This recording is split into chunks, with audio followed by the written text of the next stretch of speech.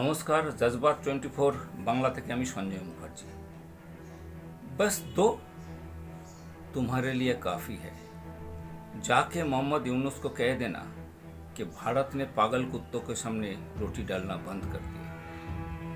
আপনি হয়তো ভাবছেন যে হঠাৎ করে এই শোলের ডায়লগ মডিফাই করে কেন বলছে।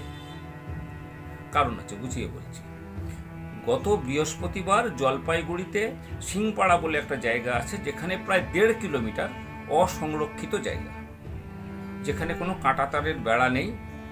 সেইখানে বাংলাদেশের হঠাৎ 35 থেকে 40 জন বাংলাদেশের কথায় গরু ব্যবসায়ী, ভারতবর্ষের কথাই হচ্ছে গরু পাচারকারী, তারা হঠাৎ করে ঢুকে পড়ে গরু পাচার করবে।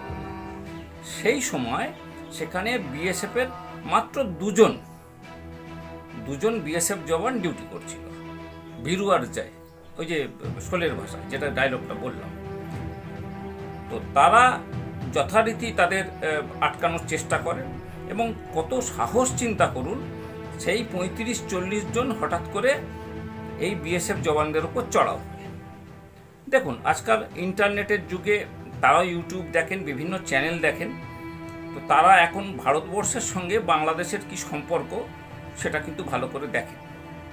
এবং আমাদের জওয়ানরা যখন একটা যুদ্ধ পরিস্থিতি হয় না, তাদের কিন্তু মাথা খুব গরম হয়ে থাকে, শুধু অর্ডারের অপেক্ষায় থাকে।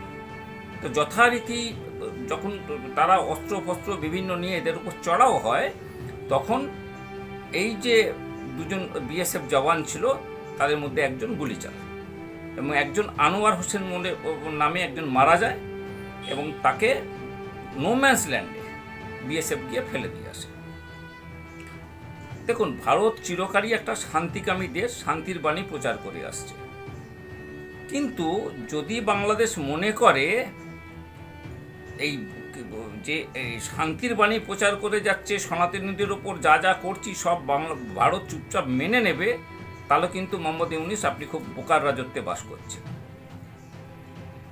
এবং এই যে ফেলে দিয়ে আসছে নোম্যান্স ল্যান্ডে আনোয়ার হোসেনকে, এটা কিন্তু বাংলাদেশের যে সেনা বিজেপি, তারা কিন্তু স্বীকার করেছে।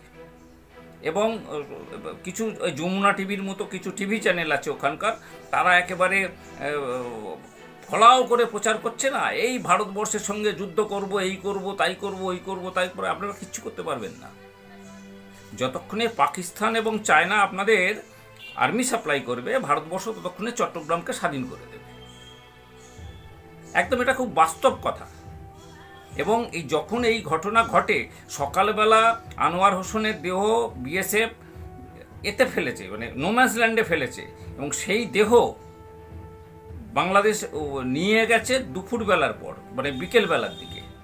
এবং সেই সময় বাংলাদেশের যারা সেনা, যারা সেখানে ডিউটি করছিল, এরিয়া ছেড়ে চলে গেছে। একটা টুঁ শব্দ পর্যন্ত করা সাহস পায়নি কিন্তু। কারণ কি বলুন তো, যদি করতেন এ পাশ থেকে কিন্তু গুলিয়ে যেত। মোহাম্মদ ইউনুস, আপনি শান্তিতে নোবেল পুরস্কার পেয়েছেন, আপনি শান্তির কথা চিন্তা করুন। আপনাদের ওখানকার যত মৌলবাদী আছে, তাদের শান্তির কথা বোঝানোর চেষ্টা করুন। না হলে কিন্তু এই 143 কোটির ভারতবর্ষের মধ্যে যদি 70 কোটিও নেমে যায়, তাহলে বুঝতে পারছেন আপনাদের কি অসুবিধা হবে, কি হবে অবস্থাটা আপনাদের। ওই যে বললাম না, বাস দো তোমার লিয়ে কাফি হ্যাঁ। চিন্তা করুন, একটু ভালো করে চিন্তা করুন, শান্তির কথা চিন্তা করুন। নমস্কার, ভালো থাকবেন।